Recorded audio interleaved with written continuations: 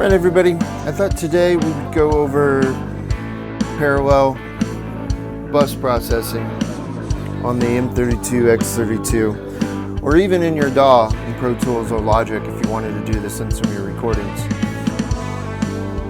We have two examples of parallel processing today. Our first one is going to be parallel bus compression for the drums and a little bit of the bass. A lot of times you hear this referred to as New York compression, New York style compression, parallel bus compression. All that is we set up a stereo bus. In this case, you could use mono if you wanted. Stereo bus, and we bring our kick, snare, tom 1, tom 2, and a little bit of the bass guitar over to bus 11 and 12, and then on that bus we're using the channel compressor to heavily compress kick and snare, tom 1 and tom 2. We've got a 7:1 ratio. We can even do 10:1, doesn't really matter, but you're going to want to do heavy compression with a real fast release. We've got a 5 millisecond release. The attack we've set at 15 milliseconds, maybe 15, 20 milliseconds, so that the transient front end of the kick and snare aren't getting completely squashed. They're really kind of still snapping through. But overall, the drum kit, kick, snare, toms is really getting smashed. And the question you may have is, why would we want to do something like this? Well, you can hear our drums as they are, EQ'd, compressed, gated, sound pretty good, but once we get all these instruments going in here, they maybe get a little lost in the mix. There might be a little bit of smack that's desired that we're missing. So on our bus that we have heavily compressed, we start blending that back in, and immediately you can hear that kick and snare really start to crack through the mix. Now, some of the guys get in trouble because they want to use the effects rack and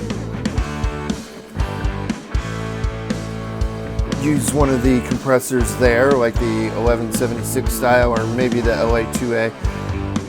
The trouble with that is there is delay introduced into your bus when you use one of the rack effects compressors. The time it takes to go out through that compressor and back to the bus creates delay, consequently causing phase issues. And I'll show you an example of that here shortly. So we get around that delay problem by using the channel compressor. It may not be as sexy or exotic as using the 1176 or some other compressor in the rack effect, but you don't get any phase issues as you bleed that heavily compressed bus back in. So that's a quick example of the New York compression, parallel bus compression on our drums and bass. The other one I wanted to show you guys today is setting up a bus with one of the guitar amps, or in this case, the tube stage overdrive. And what I've done here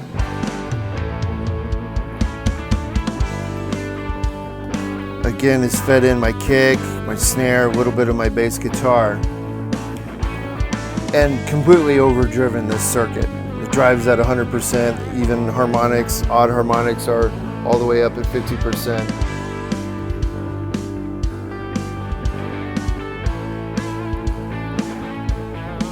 And now that we have those really distorted and overdriven, we're going to blend it back in.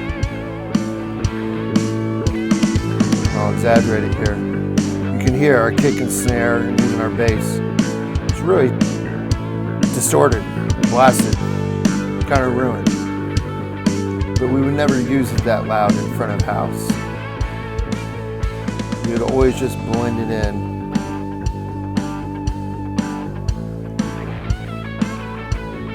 Just to give it even more style, crack, and cut through all the instruments.